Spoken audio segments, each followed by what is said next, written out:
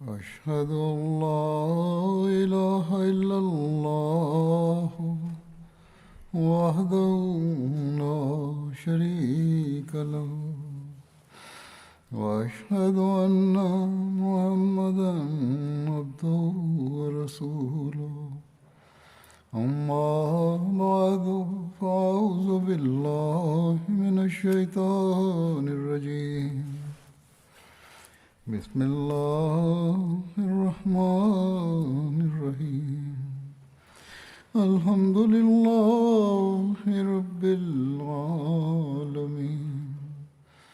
الرحمن الرحيم مالك يوم الدين إياك نعبد وإياك نستعين اهدنا الصراط المستقيم صراط الذين أنعمت عليهم غير المغضوب عليهم ولا الضالين.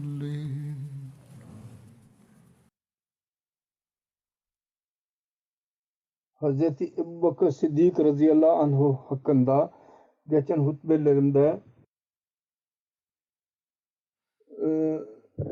ordunun gönderilmesi konusunda zikir olduydu. Onun biraz detaylarını beyan edeyim ki o günkü durum öğrenilsin. Zikir olduğu gibi 11 ordu gönderildiydi. Onlardan ilk ordu gönderilişinin detayları şöyledir. Tulayha bin Huveylid, Malik bin Nuveyra, Secaha binti Haris ve Muselma Kazzab, mürted ve isyancılar ve yalancı peygamberleri yok etmek için gönderildiydi bu ordular. Hz. Ebu Bakır Siddik radıyallahu anhu bir bayrak Hz. Halid bin Velid'e verdi ve kendisine emretti Tulayha bin Huveylid'e mukabele için gitsin ve oradan Malik bin Nuveyra ile savaşsın. Eğer o savaş isterse, ısrar ederse ki ben savaşacağım derse onunla savaşacaksınız. Butaha Banu Asad'ın bölgesinde bir pınarın adıdır. Başka bir rivayete göre Hz. Ebu Bakir Hz. Sabit bin Kays'i Ensar'ın amiri olarak görevlendirdi ve ona Hz. Halid bin Velid'in altına koydu ve Hz. Halid emretti ki Tulayha ve Uyeyna bin Hisn'e savaşmak için gitsin. Onlar Banu Asad'ın bir pınarı üzerindeydi. Hz. Ebu Bakir mürtedlerle savaşmak için Hz. Halid bin Velid'in eline bayrak verdi. Dedi ki ben Resulullah sallallahu aleyhi ve sellem'e şöyle buyurduğunu dinledim. Halid bin Velid Allah-u Teala'nın en iyi kuludur. Çok iyi kuludur ve bizim kardeşimizdir. Allah-u Teala kılıçlarından bir kılıçtır. Allah-u Teala onu kafirler ve münafıkları yok etmek için çıkarmıştır.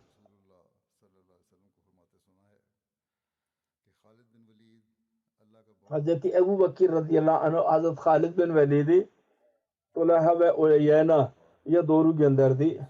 Her iki muhaliflerin tanımı şöyledir. Tulayha Asadi yanlış peygamberlerden birisiydi. Resulullah sallallahu aleyhi ve sellem'in hayatının son devrinde ortaya çıktı.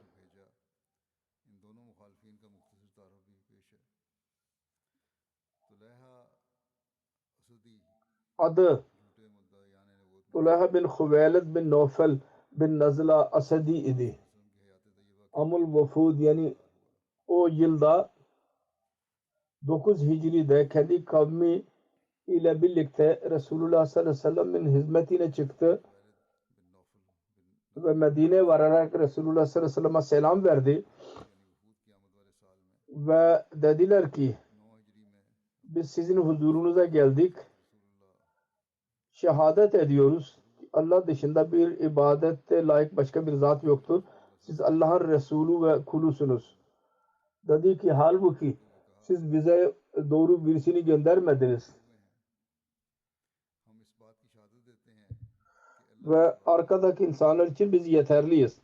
Bunlar geri gittiler zaman Hz. Resulullah sallallahu aleyhi ve sellem'in hayatında Tuleyha mürted oldu ve peygamberlik iddiasında bulundu. Ve Semira'yı kendi merkez haline getirdi. Semira bile Ad kavminin bir adı üzerinde onun ismi konduydu ve Medine'den Mekke'ye doğru bir menzil mesafedeydi. Bu bölgenin etrafında siyah renkli dağlar var. Onun için bu isim kondu ona verildi. Her neyse şimdi amme insanlar kendisine murit oldular iddia ettiği zaman onların sapıklığının ilk sebebi şu oldu ki kendi kavmiyle birlikte bir yolculuk esnasındaydı. Su bitti. İnsanlar çok susadılar. İnsanlar dedi ki siz benim atıma binin. Birkaç mil gidin. Orada su bulursunuz. Aynısını yaptılar ve su buldular.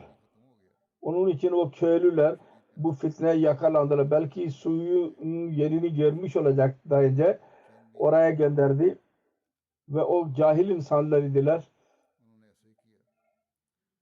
Onun fitnesine yakalandılar bu sebepten dolayı. Her neyse. Onun sözlerinden birisi şuydu. Namazdan secdeleri yok etti. Namazlarda secdeye gerek yoktur.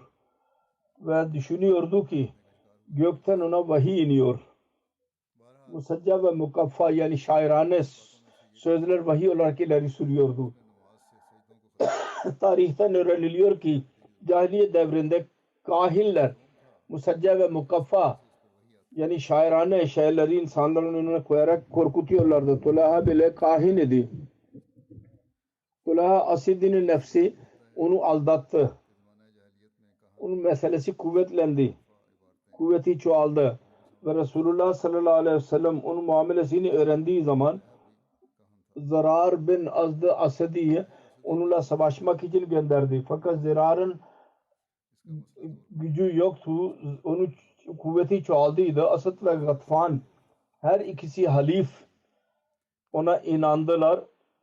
Daha da onun şanı daha da çoğaldı. Resulullah vefat etti ve Tuleyha'nın muamelesi karara bağlanmadı. Hilafet Hz. Ebu Bakır'ın eline geçtiği zaman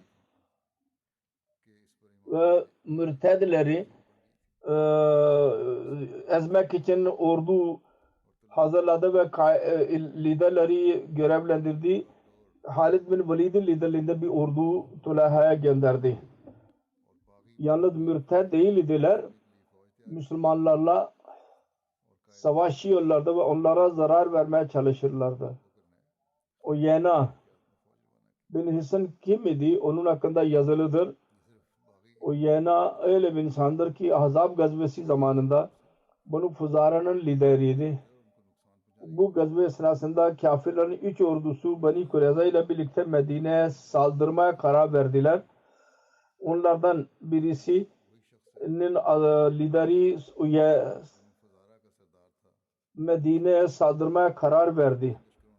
Fakat Resulullah sallallahu aleyhi ve sellem şehir dışına giderek ona mani oldu ve yenilmesine sebep oldu. Bu Zikard de olarak isimlendiriyor.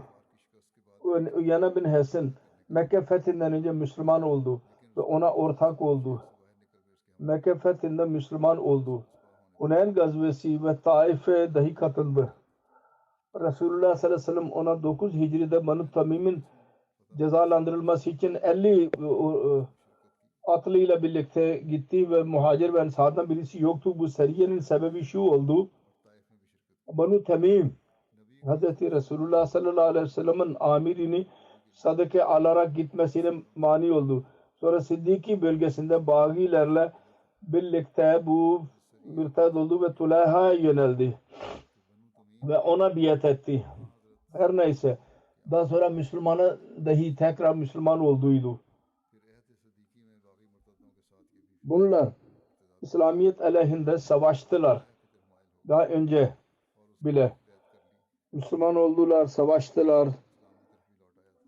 Sonra yazılıdır. Abes ve Subyan ve onun hamileri Uzaha bölgesinde buluştular. Banu Cedila ve Gavsu bir kabile Tay'nin iki adı dalıydı. Dedi ki siz hemen bana gelin. Bu kabilelerin bazı insanları hemen ona geldiler ve kendi kavmine dahi söylediler ki onlarla birleşsinler. Onlar dahi Tulayha'nın yanına geldiler. Hazreti Ebu Bakir, Hazreti Halid bin Velid'i Dulkassa'dan dışarı çıkarmadan önce Hazreti Adi'ye dedi ki kendi kabilesine geri gidin. Öyle olmasın ki onlar helak olmasınlar. Savaşarak Hazreti Adi kendi kavmine geldi ve Zarva ve Garip de onlara mani oldu ve onları Müslüman olmaya davet etti ve korkuttu. Zarva dahi Gatfan bölgesinde bir yerin adıdır ve deniliyor ki Banu Murra bin Avf'un bir pınarın adıdır. Her neyse onun arkasında Hazreti Halid bin Velid dahi çıktı. Hazreti Ebu Bakir onlara emretti. Tay kabilenin etrafından gelsin. Sonra Buzaha'ya gelsin ve ondan sonra Buta'ya gelsin. Düşmandan farik oldukları zaman yani emir almadıkça başka bir yere saldırmasınlar. Hazreti Ebu Bakir kendisi Hayber'e gideceğini beyan etti.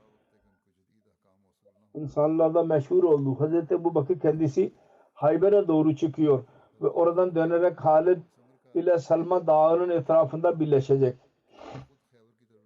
Diğer rivayetten anlaşılıyor ki Hazreti Ebu Bakir bu plan şu gayle yaptı. Bir düşmana bu haber ulaştığı zaman korksun.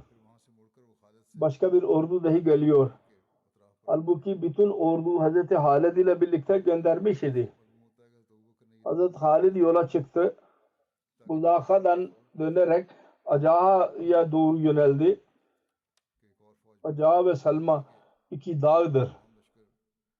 Daha önce zikri geçmiştir. Samira'nın solundadır. Banu Tayn bir dağıdır Ucaha. Her neyse Hazreti Halid belli etti ki Hayber'e doğru gidiyor. Sonra oradan Tayn için gelecek. Bu plan ile Tay kabilesi kendi yerinde durdular. Ve Tulayha gitmediler. Hazreti Adi Tayn yanına geldi. Ve onlara İslamiyet'e çağırdı. Dedi ki Abul Fasil'e asla itaat etmeyecekler. Bundan murad Hazreti Ebu Bakır idi. Fasil devenin küçük oğluna denilir. Çünkü bu kalma Bekir ve kalma Fasil ikisi devenin çocuğu demektir. Onun için bazı kimseler Hazreti Ebu Bakır'e küçük düşürmek için Abul Fasil diyorlardı. Devenin küçük çocuğunun babası. Hazreti Adi dedi ki sana öyle büyük bir ordu geliyor ki sizi asla merhamet etmeyecek ve öldürecek. O kadar fazla ki hiçbir insan aman bulamayacak. Ben size söyledim artık siz bilin. Başka bir rivayete göre kendi kabile insanlarına şu bile dedi. O zaman siz Hazreti Ebu Bakir'e Falul Akbar künyesiyle hatırlarsınız. Fal her hayvanın erkeğine denilir. Şimdi ona küçük diyorsunuz, küçük çocuk diyorsunuz. Sonra büyük bir erkek diyeceksiniz. Tay kabilesi insanları dediler ki bu dinledikten sonra tamam bu saldırgan ile git ve bize saldırmamasına söyle. Biz kendi insanlarını Buzaha'da onları geri çağıralım. Biz korkuyoruz ki biz Tulayha'ya muhalif edersek bizim insanların onun elindedir. Onların hepsini öldürecek yahut onları esir alacak. Onun kadar meşhur idi. Muhalifleri bırakmıyor. Ve kabilenin insanları bile dediler ki bizim insanlarımız oradadır. Onun için eğer biz gelirsek ya haber alırsa bu Müslüman olmak üzeredir. Onları öldürecek. Hazreti Adi Hazreti Halid'in de Suna adlı yerde istikbal etti. Medine'nin müdafaatında bir yerdir. Hazreti Adi dedi ki ey Halid 3 günlük muhlet verin bana. 500 atlı sizinle birlikte olacak.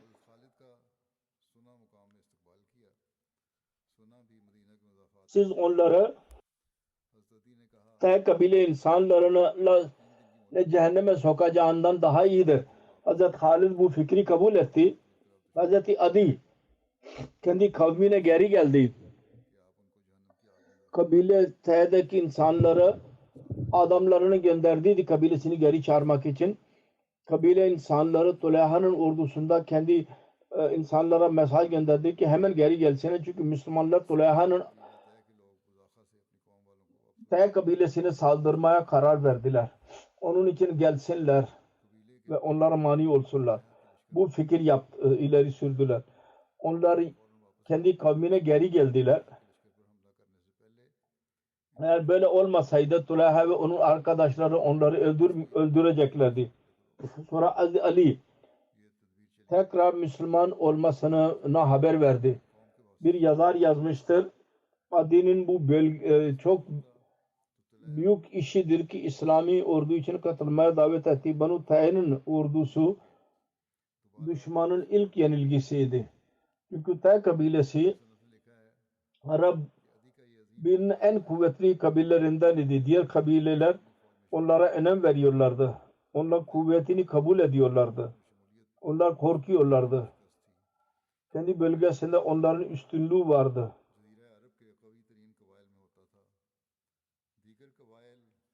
Onlara dost olmak için bütün kabileler çaba sarf ederlerdi. Sonra Hazreti Halid Cezile'ye mukabele için Ansar'a doğru çıktı. Ansar bir kabilenin bir pınarın adıdır. Hazreti orada insanlar yaşıyorlardı. Hazreti Adi onlara dedi ki T kabilenin misali bir kuş gibidir. Ve Cezile kabile T'nin 2 kolundan birisidir. Siz bana birkaç günlük muhlet verin. Belki Allah-u Teala Cezile Bey'i doğru getirirse. Savaş yapmadan onlar doğru olabilirler. Nasıl onlar Gavs yani T kabilesinin 2. kolunu sapıklıktan çıkarmışlar. Hazreti Halid kabul etti. Hazreti Ali Cedile'ye geldi. Onlarla konuştu. Hazreti Adi'ye biat ettiler ve Müslüman olduğunu şehadet etti. Hazreti Halid'e haber verdi ve Müslümanlara geri döndü. Hazreti Halid bin Velid T kabilesinin Müslüman olduktan sonra Tuleyha Adi'ye geri gitti. Hazreti Halid bin Velid düşmana yaklaştığı zaman Hazreti Ukaşe bin Mesen ve Hazreti Sabit bin Akram düşmanın haberi almak için gönderdi. Onlar düşmana yaklaştıkları zaman Tuleyha ve onun kardeşi Salma görmek için, öğrenmek için gittiler. Salma Hazreti Sabit'e muhlet bile vermedi ve onu şehit etti. Ve Tuleyha baktı ki kardeşi onu öldürmüştür. O da Ukayşe aleyhinde yardım istedi. Gel bana yardım et. Yoksa bu beni öldürecek. Onlar ikisi Hazreti Ukayşe'ye saldırdılar. Onu dahi şehit ettiler. Ve kendi geri gittiler. Bir rivayet şöyledir. Hazreti Halid, Hazreti Ukayşe ve Sabit Ansari'yi haber almak için gönderdi. Tuleyha'nın kardeşi Hebal onlarla görüştü. Her ikisi onu öldürdüler. Ne kadar doğrudur Allah bilir. Savaş için hazırlandı ve savaş oldu o zaman öldürüldü. Eğer bu doğru ise çünkü bunlar haber almak için gittiydiler. Savaş yapmak için gitmediydiler. Bu haber Tuleyha'ya ulaştığı zaman Tuleyha onun kardeşi Salma çıktılar. Tuleyha Hazreti Ukaşe'yi şehit etti ve onun kardeşi Hazreti Sabit'i. Ondan sonra geri döndüler. Hazreti Halid kendi ordusuyla birlikte ilerledi. Sonra Hazreti Sabit orada duruyordu. Hiç kimse bilmiyordu. Sonunda birden birisi ayağını koydu üzerine. Müslümanlar onu çok büyük gördüler. Sonra baktılar ki Hazreti Ukaşa bin Mehsen'dir, şehittir. Onlara Müslüman daha da üzüldüler. Ve dediler ki Müslümanların liderlerinden iki büyük lider ve atlılardan iki büyük atlı şehit oldu. Bunu görerek Hazreti Halid sıraladı orduyu savaş için. Tek kabilesine geri döndü. Bir rivayet vardır. Hazreti Adi bin Hatim diyor ki ben Hazreti Halid bin Velid'e söyledim. Siz bana gelin ve birkaç gün durun. Ben Tay'ın bütün kabilelerine adam göndereceğim. Ve ne kadar Müslüman sizinle birlikte ise onlardan kaç daha fazla ben orduyu toplayacağım. Ve size ile birlikte gideceğim düşmanın mukabilesi için. Kendisi geldi. Bir rivayet vardır. Hazreti Halid Selma'da Urf adlı yerde ikame etti. Fakat başka rivayete göre Ca adlı yerde ikame etti. Oradan Hazreti Halid Tuleyha'ya mukabele için kendi ordusunu sıraladı. Ve Muzaha adlı yerde mukabele oldu. İnsanlar savaşa girdikleri zaman Uyeyna Banu Fuzara'nın 700 kimseyle birlikte Tuleyha'nın yardımında savaştılar. Uyeyna ve Tuleyha Müslümanlar aleyhinde savaştılar.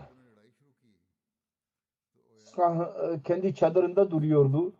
Peygamber idi. Orada oturdu. Ve gayben haber veriyordu gaybtan. Siz savaşın. Ben buradan size söyleyeceğim.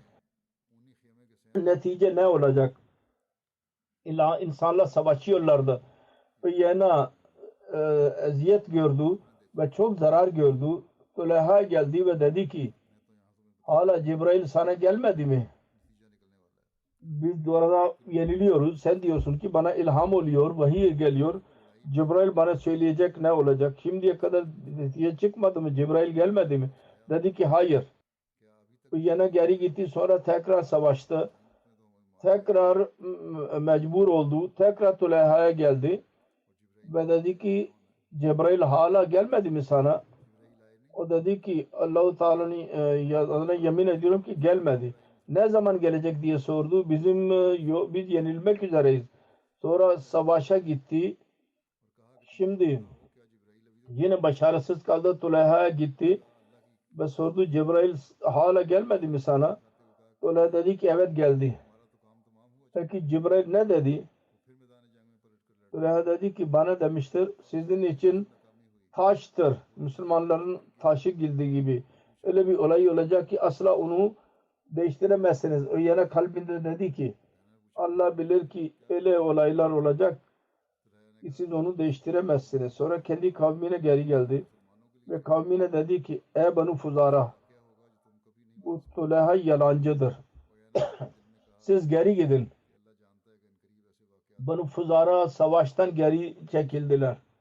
Ve onlar yenilgiye uğradılar ve kaçtılar. Tuleyha'nın etrafında toplandılar ve dediler ki ne emrediyorsunuz? Tuleyha kendisi için kendi atı ve karısı Nuvaz için at hazırladıydı. Kalktı ve hemen ata bindi ve hanımını da dahi bindirdi ve kaçtı.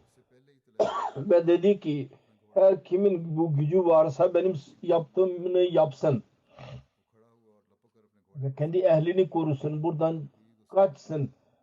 Sonra Tuleyha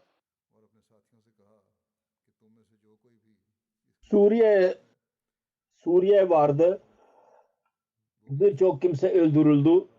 Tuleyha savaş meydanından Nakka'da Banu Kalb'in yanında yerleşti ve Müslüman oldu oraya gidince. Nakka Taif'in etrafında bir yerin adıdır.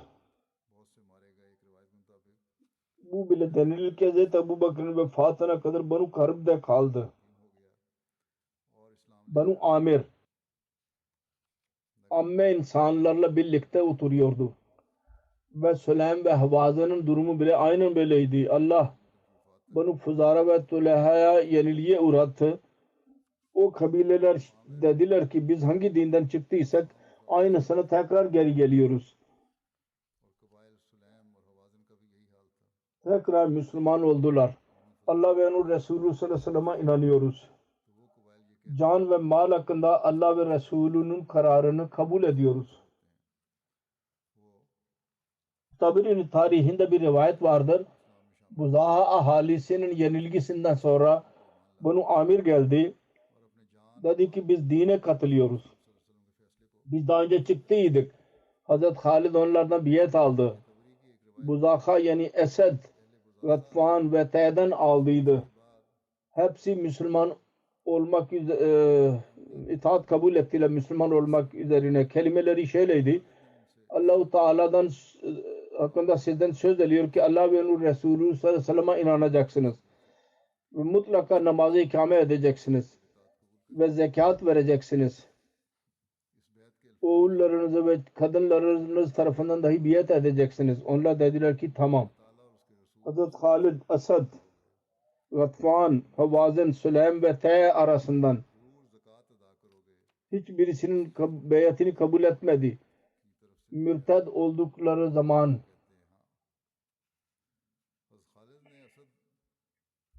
Müslümanlara ateşe verdiydiler ve onların şeklini bozduydular ve dedi ki bunları Müslümanlara verin, ellerine verin. Hazreti Halid biat şu şartla aldı ki öyle insanları bize verin. Müslümanlara zarar verdiler, öldürdüler. Evlerini ateşe verdiler, ateş içinde yaktılar. Sonra onların şeklini bozdular ve ateş içinde yaktılar.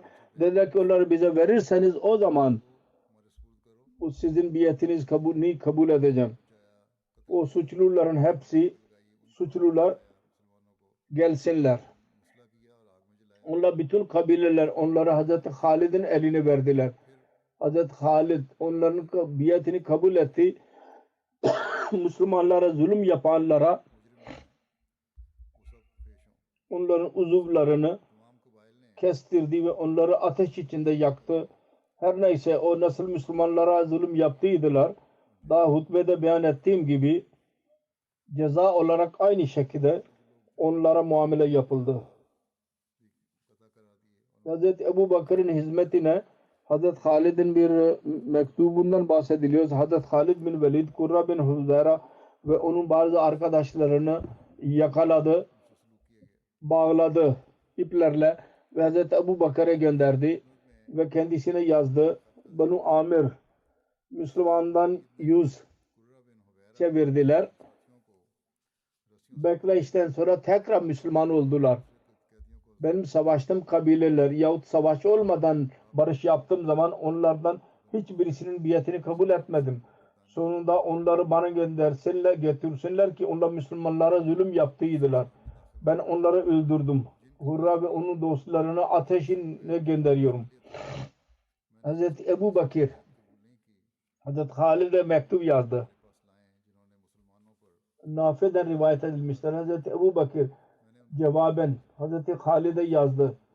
Senin yaptığın, senin elde ettiğin başarı Allah onun mükafatını sana versin. Sen her işinde Allah'tan kork. İnnallâhe ma'allezîne takav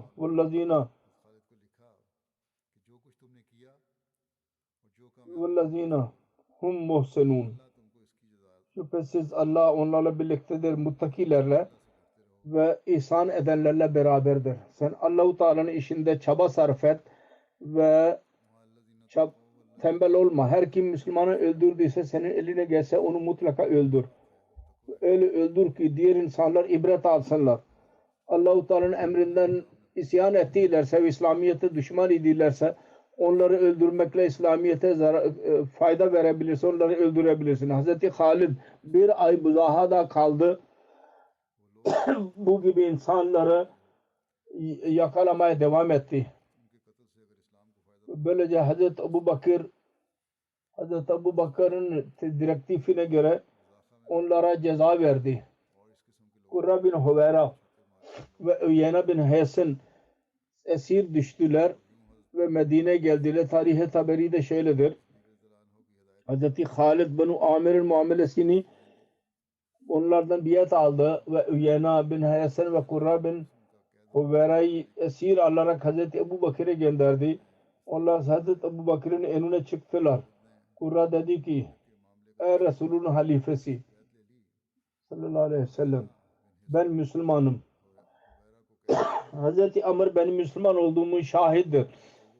Bana geldi. Ben onu misafir yaptım. Ona onur gösterdim ve onu korudum. Hazreti Ebu Bakır Hazreti Amr bin As'ı çağırarak tasdik istedi. Hazreti Amr bütün olayı beyan etti ve Kur'an'ın söylediğini söyledi.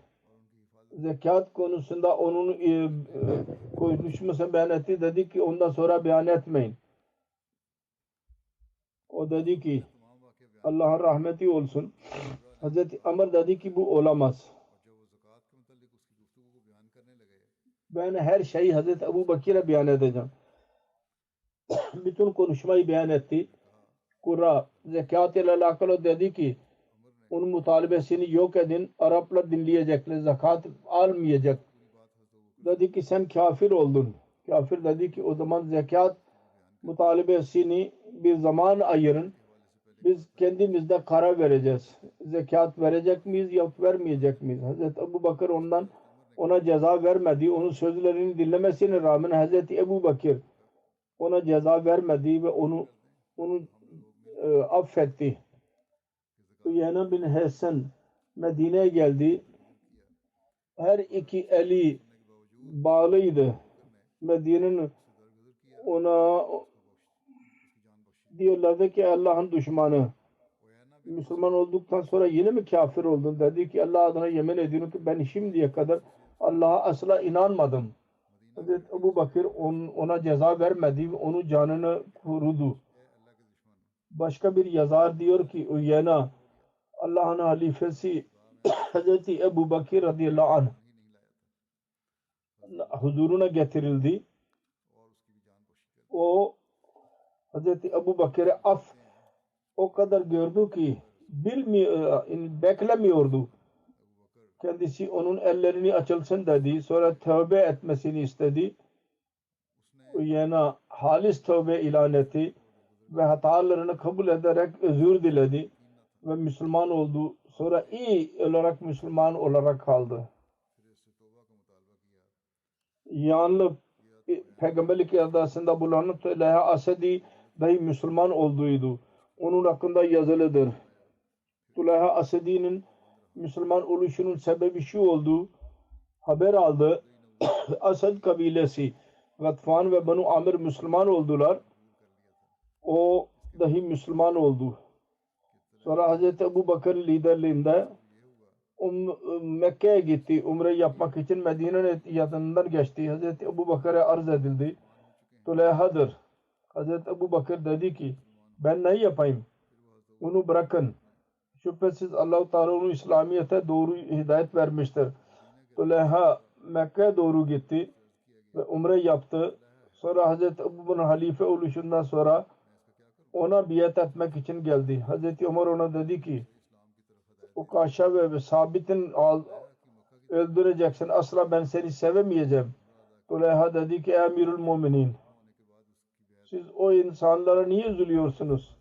Allah Teala onlara benim elimde onur verdiler, şehit oldular ve beni küçük düşürmedi. Ben küçük düşmedim onların eliyle.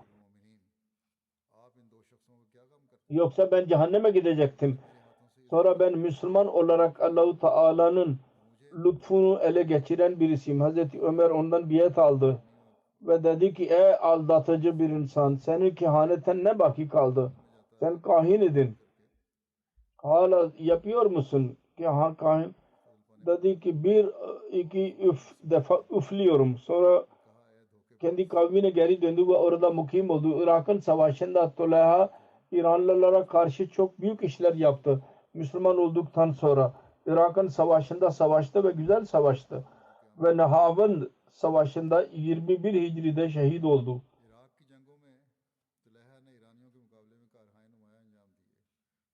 Hazret Halid bin Velid Zafer adlı bir bölge var. O bölgeye gitmek Salma binti Umme Zimal'in adı Salva binti Malik bin Huzeyfa idi. Kendi annesi Umme Kirfa binti Rabia'ya benziyordu. Şöhret gibi anne gibiydi. Umme Kirfa'nın devesi vardı yanında. Umme Kirfa'nın tanımı şudur. Umme Kirfa'nın adı Fatma binti Rabia idi. Banu Fuzara'nın lideriydi. Bir kadın kuvveti bakımından bir zarbul masal olarak kabul ediliyordu. 50 kılıç olurdu yanında. Ve her 50 kişi orada olurdu. Her zaman onun oğlu ve torunlarıydılar. Bir oğlunun adı Kirfa idi. Onun için onun künyesi Umme Kirfa idi. Onun asıl adı Fatma binti Rabia idi. Vadiye Kur'an'ın evinde bir evi vardı. Medine'den 7 gecelik mesafedeydi. Umme Kirfa tarafından bir sariya 6 Hicri'de gönderildi. Umme Kirfa'nın Medine'ye saldırmak için ve Resulullah sallallahu aleyhi ve sellem'i öldürmek için plan yaptıydı. Bu konuda bir yazar yazmıştır. Bir defa 30 oğlu ve torununun dedi ki Medine'ye saldırın ve Resulullah'ı öldürün. Müslümanlar bu fitneci kadını ceza verdiler ve öldürdüler. Onun ikinci sebebi şuydu. Hazreti Zeyd bin Haris ticaret için Suriye'ye gitti. Onun yanında diğer eshabların malları vardı. Vadiye Kura geldiği zaman kabile Fuzara'nın Banu Badr'ı birçok insanı çıktılar. Hazreti Zeyd ve onun insanları dövdüler. Ve bütün malı dahi aldılar. Geri gelerek Resulullah'a harz ettiler. Resulullah sallallahu aleyhi ve sellem bir ordu onlarla birlikte gitti ki onları ceza versin. Umme Kirfa'nın kızı Umme Ziml Salman'ın olayı şöyledir. Gatfan, Taya ve Süleyman Abad'ın bazı insanları Buzaykha'da Hazreti Halid bin Velid'in elinde yenilgiye uğradılar. Hemen Umme Salma binti Malik'in yanına geldiler ve söz verdiler. Müslümanlarla savaşacaklar. Canlarını verecekler. Fakat geri dönmeyecekler. Gatfan'ın yenilgiye uğrayan insanlar bir yerde buluştular. Zafer, Basra ve Medine'nin yolunda bir yerdir. Orada bir kuyu var.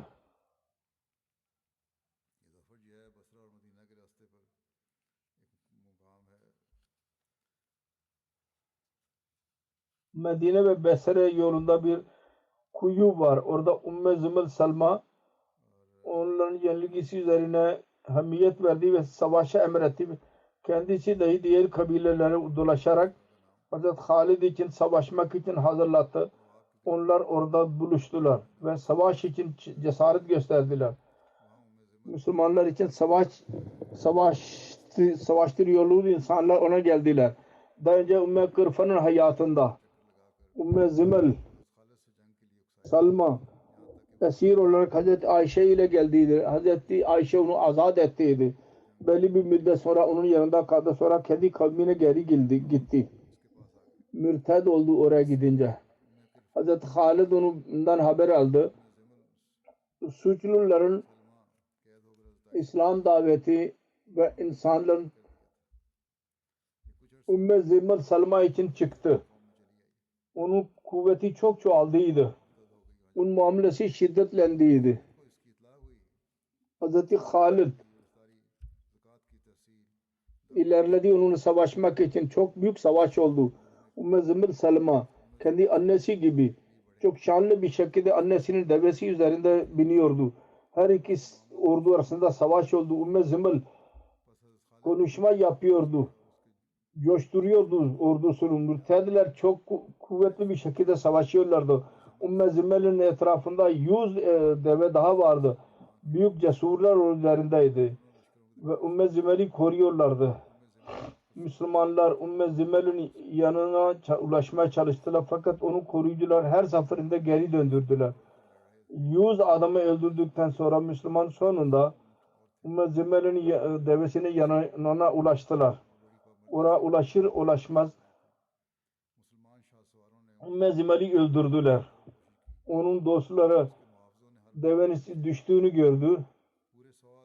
Artık korktular ve savaştan korkmaya başladılar. Böylece bu fitne yok oldu ve Arap'ın kuzeyinde irtidat ve isyan yok oldu.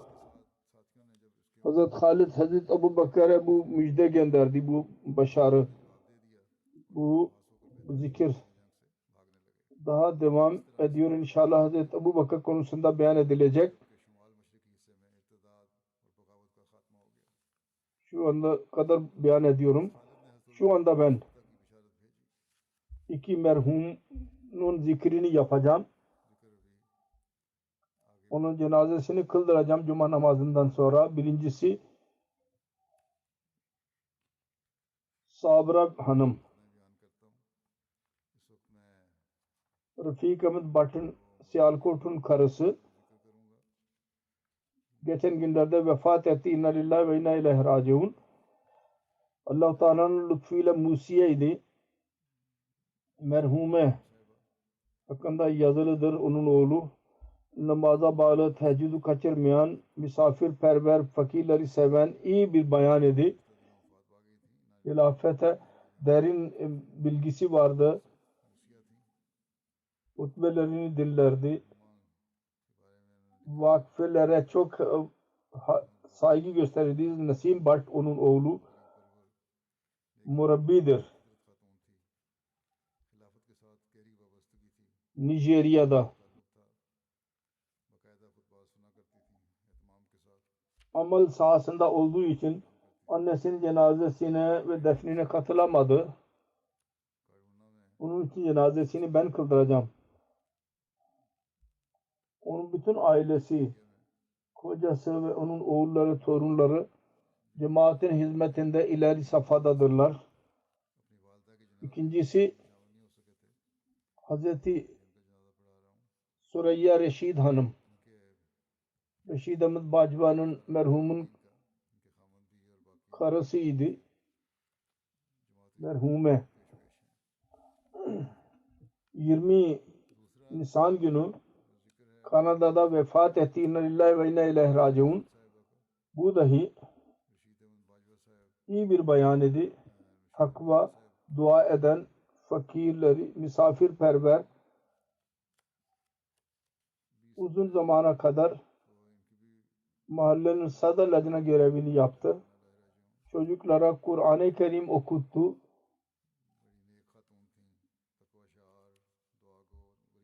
Sonra Rabb'a kendi çocukların terbiyesi için her şeyi satarak Rabb'a gelerek ev yaptı. Ev yapmadı belki ama Rabb'a geldi. Musiye'ydi. Onun dahi bir oğlu Safir Bajwa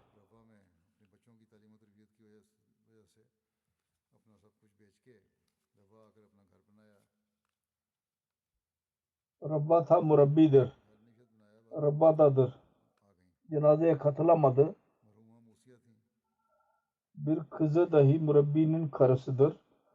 Allah-u Teala her iki onlara mağfiret eylesin ve onların çocuklarına, nesillerine dahi iyiliklerini cari etmeyi nasip etsin. Amin.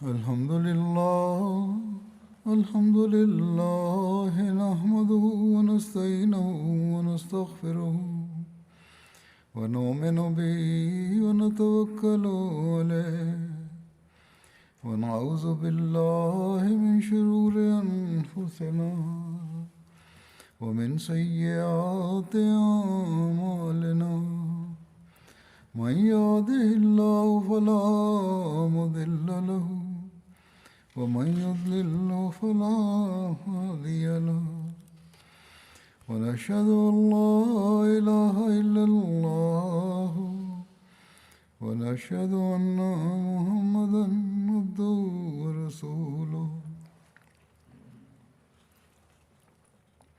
عباد الله رحمكم الله إن الله يأمر بالعدل والإحسان وإيتاء ذي القربى وينهى عن الفحشاء والمنكر والبغي يعظكم لعلكم تذكرون اذكروا الله يذكركم وادعوه يستجب لكم ولذكر الله أكبر.